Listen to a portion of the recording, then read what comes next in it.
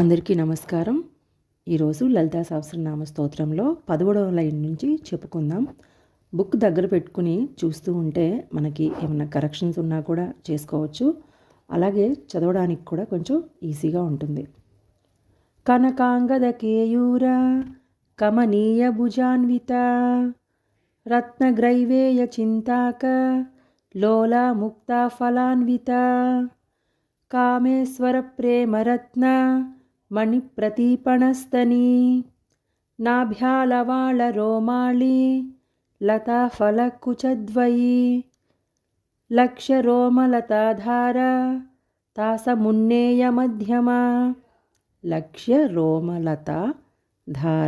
తాసమున్నేయ మధ్యమ స్తనభారదళన్మధ్య పట్టబంధవళీత్రయ స్తనభార దళన్మధ్య స్తనభార దళన్మధ్య పట్టబంధ వళిత్రయ అరుణారుణ కౌసుంభ వస్త్రభాస్వత్కటీతటీ భాస్వత్కటీతటీ రత్నకింకిణికారమ్య రసనాధామభూషిత కామే సజ్ఞాత సౌభాగ్య మార్ధవోరుద్వయాన్విత మార్ధవోరుద్వయాన్విత మార్ధవోరుద్వయాన్విత మాణిక్యమకుటాకార జానుద్వయ విరాజిత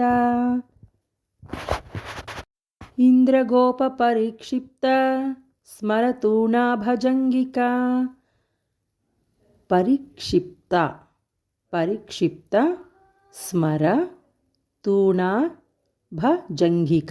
తూణాభజంగిక గూఢగుల్ఫా కూర్మపృష్ట జైష్ణుప్రభదాన్విత గూఢగుల్ఫా కూర్మపృష్ట కూర్మపృష్ట జైష్ణుప్రభదాన్విత.